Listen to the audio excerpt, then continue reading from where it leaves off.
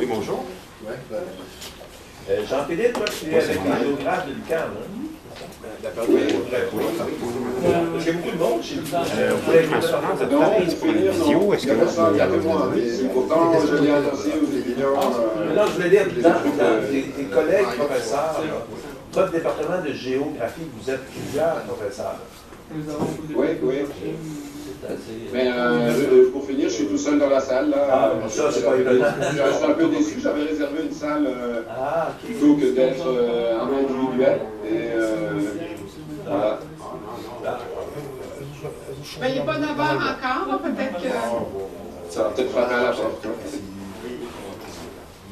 Ben, il travaille avec Roy Louis, entre autres. Là, oui. Tu dois connaître Laurie Guinon, alors. Oui, Laurie. J'en ai parlé pas mal. Ah, Laurie est rentrée. Elle est là depuis quelques années déjà, hein, chez vous. Laurie, ça fait 2 ans qu'elle est prof, mais elle a eu un congé de maternité. Oui, j'ai su ça.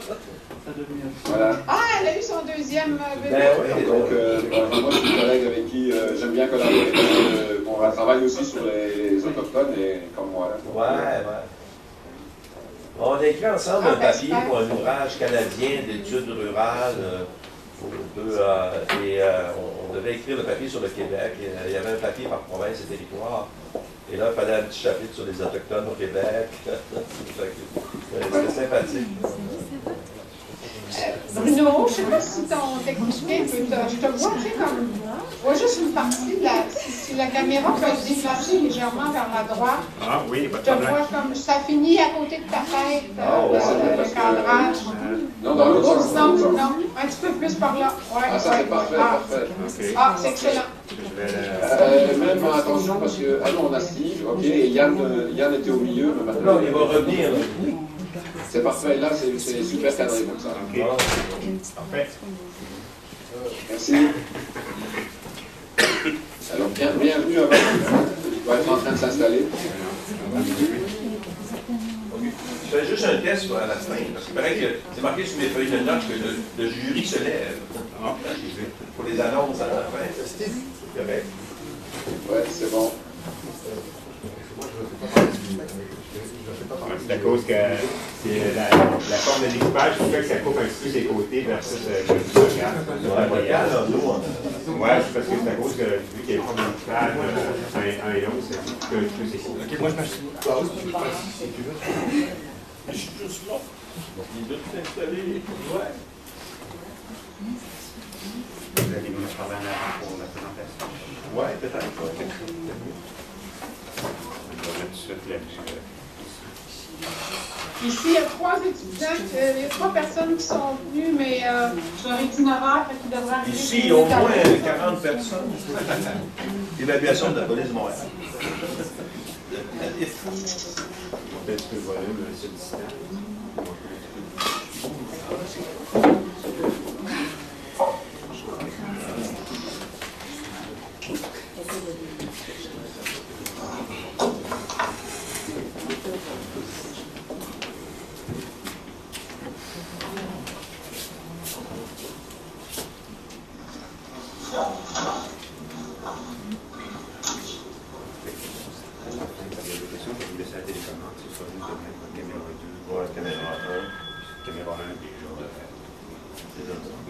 Je vais rester au début. Ouais, bien de m'apporter. Ouais.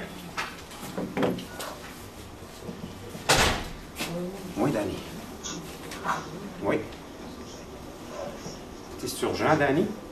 C'est urgent, Danny? Tu vas te rappeler qui? OK, merci. OK, bye-bye, salut. Dana, matin?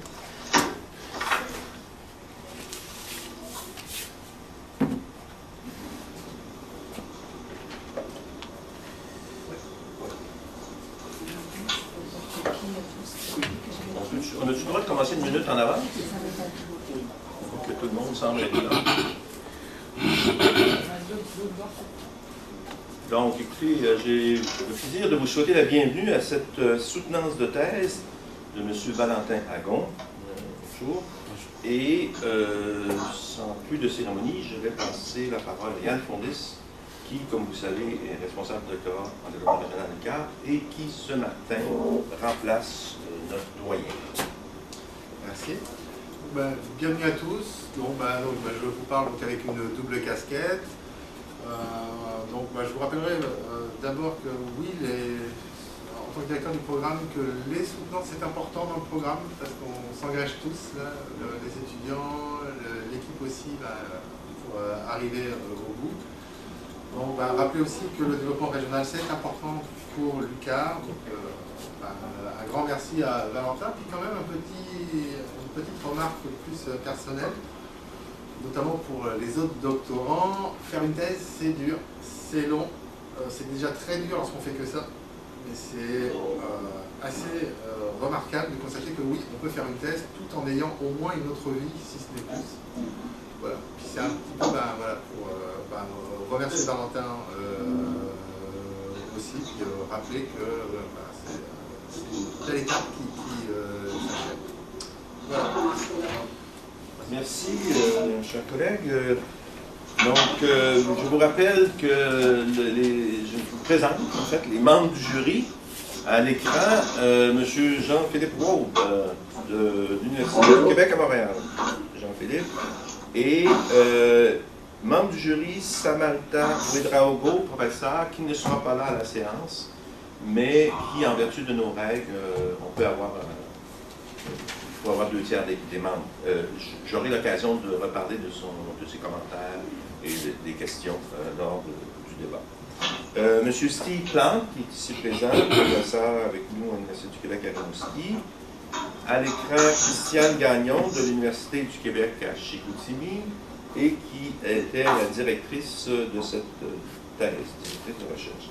Et moi-même, Bruno Jean, professeur retraité de l'UQAR ici au département, qui préside le jury. Je vous rappelle un peu le déroulement de la séance.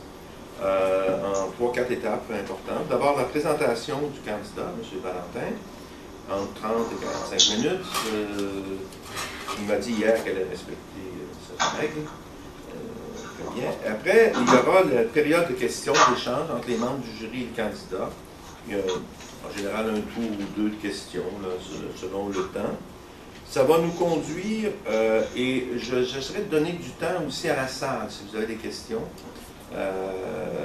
Et puisqu'on puisse entendre des réponses. Et après, traditionnellement, le jury se retire et le public reste ici, mais à cause des techniques de vidéo, on va vous demander de vous retirer et de rejoindre le K450, une salle à côté,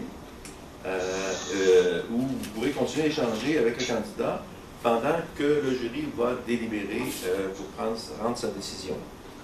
Après, on fera signe que c'est terminé. On reviendra ici pour l'étape finale où le jury annoncera le verdict et ce qui permettra de terminer la séance de soutenance comme telle. Je vais vous chercher. C'est bon? Je pense qu'on a fait des trucs d'usage. Donc, je vais céder ma place maintenant à Valentin. Il va prendre espace.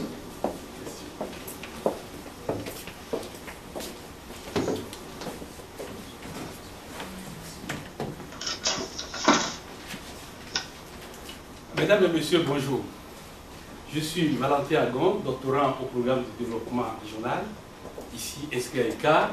Aujourd'hui, j'ai l'honneur de vous présenter les résultats de ma thèse. Ma thèse a été conduite par moi-même et dirigée par Mme Christiane Gagnon. Et c'est pourquoi je voudrais dire merci à tout le jury présent ici qui a lu ma thèse, qui l'a appréciée.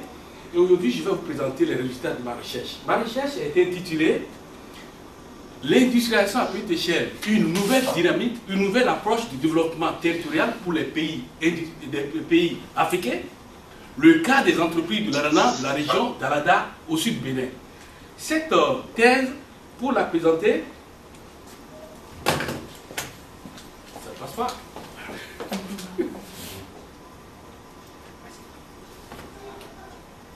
Voilà mon plan de présentation. Dans un premier temps, je présenterai le contexte et la pertinence sociale de ma recherche, de mon pays, et ensuite la problématique. De la problématique, je présenterai les questions et les hypothèses de recherche, ensuite les objectifs de la recherche. J'aborderai la méthodologie de recherche qui est en 8 diapositives et aussi les résultats qui sont aussi un peu longs en 8 diapos. Et puis je vais apporter ma contribution et conclure. Le Bénin, c'est un pays de 10 millions d'habitants dont le tiers vit sous le seuil de la pauvreté, c'est-à-dire plus de 3 millions de personnes n'ont pas $1 par jour, n'arrivent pas à utiliser $1 par jour et par personne. Les inégalités sociales persistent et s'accentuent. Le taux de sous-emploi est supérieur à 25%. Plus de 25 000 diplômés, c'est-à-dire des gens sortis de l'école supérieure, par an, et ils sortent sans espoir d'un emploi durable et décent. Le secteur informel regroupe 94% des emplois. La pauvreté est grandissante, l'économie est précaire et rentière. La situation du Bénin ne s'améliore pas malgré les différentes politiques de développement. Alors, touché par l'échec des politiques de développement par le haut et aussi par le mal développement du pays, le Bénin, en tant qu'acteur, entrepreneur, employeur de plus de 300 personnes, je me sens aussi interpellé. Et donc engagé dans la recherche. Déjà au Bénin, il y a des initiatives à la base, telles que l'industrie aranière, qui intéressent. Et donc, ce qui fait problème de cette recherche, c'est que la situation précaire du développement du pays m'a fait engager dans cette bataille de réflexion et je me suis posé des questions. Le développement territorial pourrait-il être une avenue pertinente pour répondre au mal développement du Bénin? Ensuite, le phénomène de l'utilisation à petite échelle comme initiative portée par les acteurs serait-il une nouvelle approche de développement territorial? À l'instar des systèmes productifs locaux, c'est-à-dire les SPL et des districts industriels, est-ce que l'IPE pourrait être une approche pertinente du développement territorial? J'ai aussi abordé la pertinence scientifique dans cette recherche au niveau de cette problématique. C'est pourquoi, déjà, les SPL et districts industriels, des travaux ont été déjà faits. Et donc, des travaux tels que des travaux sur le modèle de district industriel et de SPL ont déjà montré que ça entraîne une nouvelle dynamique territoriale telle que démontrée par le BECO, par Pecker, Colette, etc. De même, les paramètres d'appréciation du développement territorial traitant de son enjeu et de sa nature sont développés par Guy, par Colette, par Pecker, par Benko, par Gaillan, par Jean. Mais ce qui n'est pas encore connu, comme le dit Gauthier, dans une problématique, le problème, c'est la tension entre ce qui est su et ce qui n'est pas su. Ce qui n'est pas encore su et démontré ici, c'est la manière dont l'IPE, par sa dynamique industrielle, pourrait favoriser le développement territorial d'une région comme celle de la région d'Arada au Bénin. Mais de cette quête de savoir, en vue de résoudre cette problématique, des questions sont posées. La première question, la question générale, nous nous sommes dit, l'industrialisation à petite échelle pourrait-elle représenter une nouvelle approche pertinente de développement territorial pour les pays du Sud? Et cette question générale est déclinée en questions spécifiques. Et ces questions spécifiques ont permis et ont orienté la recherche. La première, quel est le mode de fonctionnement des petites entreprises d'Arana, dans la région d'Arada, au sud Bénin? La seconde, comment cette constellation de petites entreprises d'Arana tend-elle à industrialiser, c'est-à-dire à développer le tissu industriel à l'échelle locale du territoire d'Arada? En quoi cette approche d'industrialisation à petite échelle contribue-t-elle au développement du territoire d'Arada? Et nous avons élaboré des hypothèses. Nous dirons pourquoi plus tard. L'hypothèse principale, l'industrialisation à petite échelle pourrait représenter une approche pertinente du développement territorial pour les pays du Sud en général et le Bénin en particulier. La première hypothèse spécifique, les entreprises d'Arana du territoire d'Arada Zerkalavi fonctionnent comme les entreprises du modèle IPE. Deuxième hypothèse, les entreprises d'Arada, par leur multiplication et leur développement, étoffent le tissu industriel du territoire d'Arada Zerkalavi. La dernière hypothèse, la dynamique industrielle des entreprises d'Arada favorise une nouvelle dynamique territoriale d'Arada Zerkalavi. Et nous avons abordé les objectifs. Les objectifs de cette recherche, l'objectif général de la recherche est de démontrer que le nouveau phénomène de l'industrialisation à petite échelle pourrait représenter une approche pertinente au développement territorial pour les pays du Sud. Et cet objectif général est décliné en spécifique. Le premier est de connaître le mode de fonctionnement des petites entreprises d'Arana Dalada dans la région du Sud Bénin. Le deuxième objectif, c'est de montrer la manière dont cette constellation de petites entreprises d'Arana tend à industrialiser à petite échelle le territoire d'Arada. Et le dernier est de démontrer en quoi cette approche d'industrialisation à petite échelle participe au développement du territoire d'Arada. Et pourquoi cette démarche hypothético et déductive avec variables et indicateurs malgré l'aspect exploratoire de cette recherche? L'IPE est un modèle qui n'est pas documenté. Il n'y a que Fergen, Koulex, Boukara et Hassani qui ont travaillé dessus. Donc, nous nous sommes dit qu'il faut aller explorer. Mais nous ne voulons pas aller sur le terrain et revenir à une théorie. Nous voulons partir des caractéristiques du modèle bien démontré par Fergen et les autres pour pouvoir faire des hypothèses, élaborer des hypothèses, aller vérifier sur le terrain. Et l'objectif principal de cette thèse, c'est de montrer si l'IPE, sa dynamique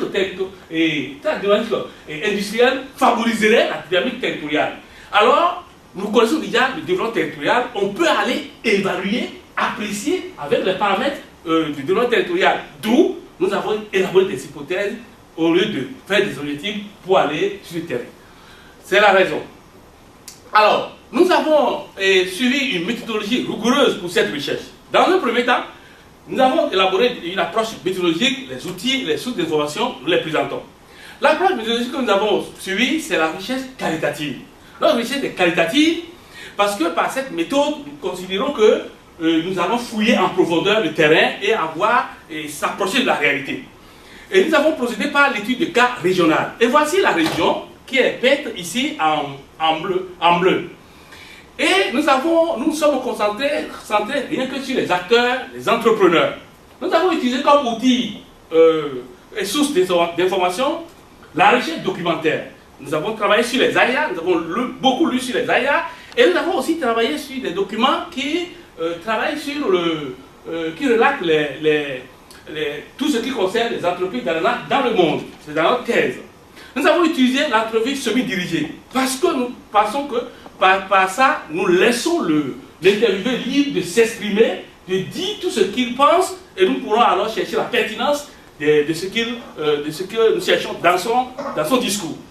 Nous avons interviewé 22 leaders des agro-industries ananiennes. Toute la population de la zone en bleu est interviewée. Et ce ne sont que les leaders. Et nous avons fait 1 heure de temps en moyenne par leader, mais toute la journée.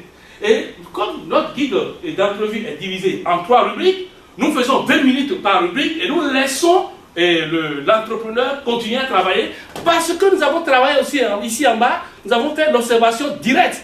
C'est-à-dire nous avons essayé d'enregistrer les interactions entre le leader et ses collaborateurs, entre eux-mêmes et entre les collaborateurs et les clients. Et puisqu'il y a des aspects qu'on ne connaît pas, que nous voulons détecter nous-mêmes par observation directe. Nous avons interviewé aussi la cour royale d'Alada, parce que Alada est un royaume, fut un royaume. Nous avons eu le secrétaire du roi, et nous avons interviewé aussi la municipalité d'Alada, nous avons un conseil municipal, et nous avons interviewé les grands responsables des fédérations d'Alana au Bénin, le président de la table filière, le président des transformateurs, le président des distributeurs, le président des producteurs.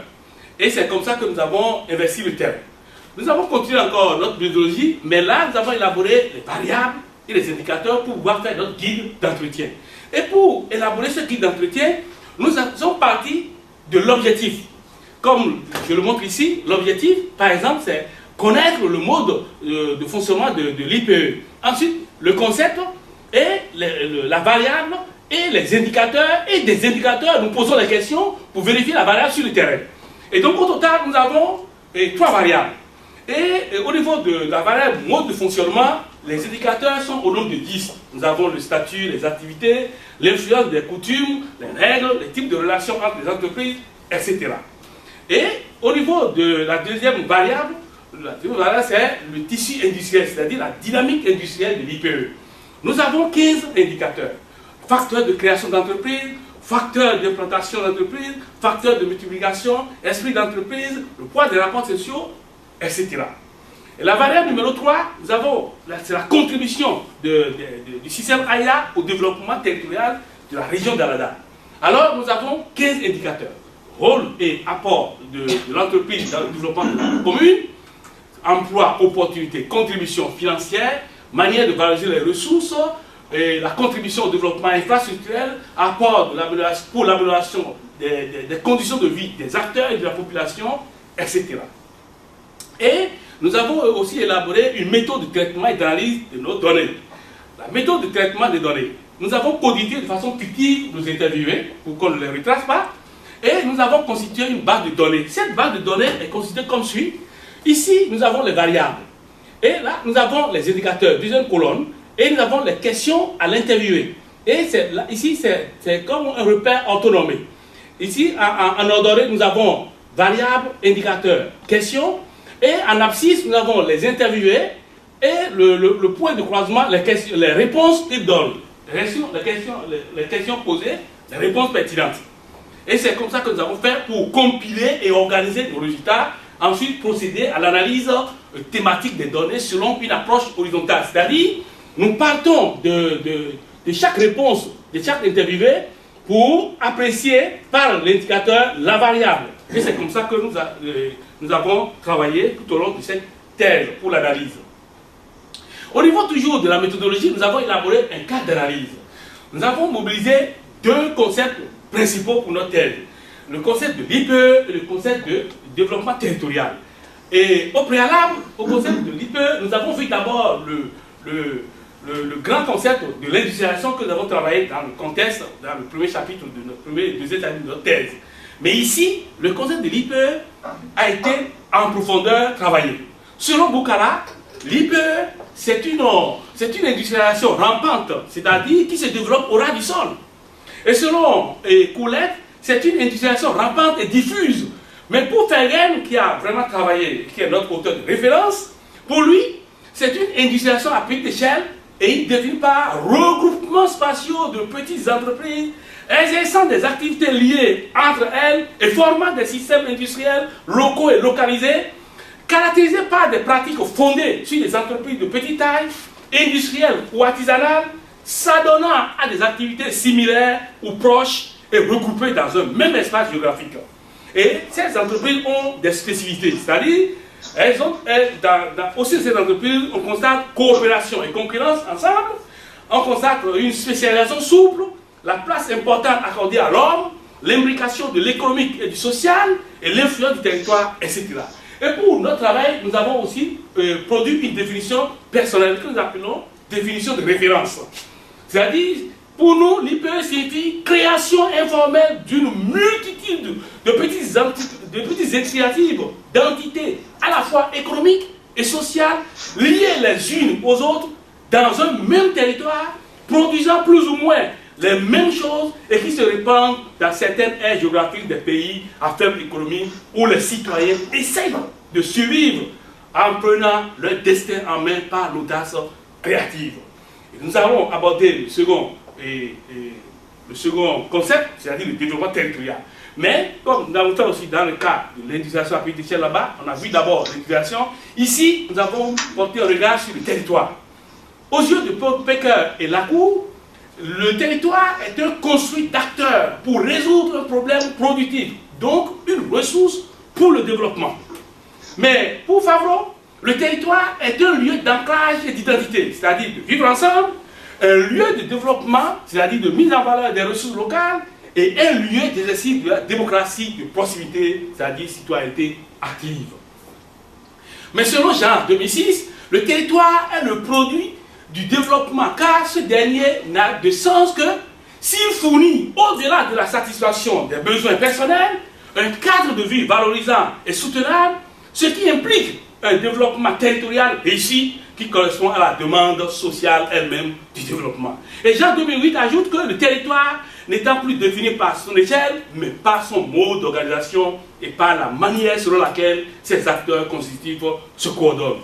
Et nous aussi, nous avons essayé d'appréhender le développement territorial à travers beaucoup d'auteurs. selon Delfondel, le développement territorial est entendu comme l'augmentation de la capacité des acteurs à maîtriser l'évolution à venir de leur territoire. Mais selon Ajon, le développement territorial résulte de la propension des acteurs à s'entendre et à s'organiser pour engager collectivement des actions répondant à un ou plusieurs objectifs qui s'assignent en commun. Et selon El Khazar, c'est une approche qui considère toutes les liaisons et toutes les interactions en œuvre dans un territoire. Selon Gaillon et ses collaborateurs, c'est l'expression d'un changement social caractérisé par la montée du partenariat, l'émergence d'acteurs multiples, la recherche de solutions alternatives à celles des superstructures économiques et l'introduction de critères sociaux et culturels à côté de rationalité purement économique. Et ce, dans une perspective humaniste du développement de l'ensemble du territoire habité. Et Gaillon et ses collaborateurs ajoutent que c'est l'expression du développement territorial viable, je souligne bien viable, met l'accent sur les relations entre les composantes sociales et environnementales et sur leur viabilité, c'est-à-dire la qualité du développement humain, et ce, à travers la notion de capital. Et enfin, selon Jean 2006, le concept de développement territorial propose bien plus qu'une autre manière de rendre intelligibles les réalités du développement régional et local à différentes échelles. Il s'agit d'un changement paradigmatique dans les études en développement régional. Et nous avons essayé d'appréhender nous-mêmes, pour pouvoir faire notre travail, une définition de référence personnelle. Pour nous, le développement territorial, c'est la résultante de l'ensemble des dynamiques induites par les interactions et les actions de mise en valeur du territoire et de son contenu au profit du progrès socio-économique, culturel, etc., par et pour les occupants de territoires donnés. Toujours dans notre méthodologie, nous avons élaboré le cadre d'analyse, c'est-à-dire des liens qui pourraient exister entre les SPL et les districts industriels et le développement territorial, et aussi les liens qui pourraient exister entre l'IPE et le développement territorial. Alors, le lien entre district industriel, SPL et développement territorial. Et district industriel, SPL, comme facteur, sont bien reconnus comme facteur de développement du tissu industriel de territoire. Et pour Benko et Pecker, ces approches constituent une dynamique industrielle basée sur la concentration territoriale et sectorielle de petites entreprises entretenant entre elles des relations plus ou moins étroites fondées sur la coopération et la compétition. Et maintenant au sujet de l'IPE, en tant que tissu industriel, est-elle une dynamique similaire? C'est ce que nous allons faire, à travers notre thèse, le lien entre l'IPE à travers l'AIA et le développement territorial. Alors, nous avons, pour notre objet de recherche, nous avons observé à deux niveaux. Le premier niveau d'observation, la nature de l'objet, c'est-à-dire les caractéristiques typiques de l'objet d'étude qu'est l'IPE à travers l'AIA dans le contexte béninois. Ensuite, le second niveau d'observation, c'est les enjeux du développement territorial dans les manifestations de l'IPE à travers AIA sur le territoire à l'étude. Et nous avons 9 facteurs, 9 critères d'appréciation du développement territorial. Nous en avons retenu 6. Ces 9 critères, ces 9 facteurs sont de Guy, de Coulette, de Pecker, de Jean, de Gaillon, etc. Les 7 retenus sont la valorisation du territoire et de ses ressources. L'innovation, c'est-à-dire à travers la créativité, la formation, le réseautage à caractère social, marchand et non marchand, l'identité territoriale comme appartenance au territoire, combinaison des préoccupations sociales et économiques et le fait de rendre attractif et compétitif le territoire. Ce sont ces 7 critères que nous avons utilisés. Alors, voici nos résultats. Et les résultats seront présentés en 4 parties. La première partie concerne le portrait, c'est-à-dire la filière même, et la seconde partie, le mode de fonctionnement, la troisième, la dynamique industrielle des AIA, et la dernière, la manière dont le système AIA contribue au développement territorial de Alada. Donc pour le premier, nous avons été sur le terrain, nous avons remarqué qu'il y a une filière, la filière ananas. La filière ananas est développée au sud du Bénin, et surtout dans le département atlantique, Et ce département a 10% de la population nationale. Le Bénin, c'est 10 millions. Donc ce département a 1 million. Mais ce département, à lui seul, fait 80% de la production de l'ananas au Bénin. Et donc, il mobilise 100 000 producteurs environ. Donc 10% de sa population. Les acteurs sont des privés, des diplômés sans emploi, des agents de l'État à la retraite et des entrepreneurs professionnels. Ils sont regroupés en associations. Et ils produisent deux types d'ananas. Le premier, c'est la cayenne lisse, c'est ça qui est ici, qui est rouge là. Le second, c'est le pain de sucre, c'est ça qui est long, plus sucré, mais ceci, la texture est très bonne et c'est ça qui est destiné à l'exportation et ceci à la consommation locale et nigériane. Maintenant, les AIA. C'est quoi les AIA?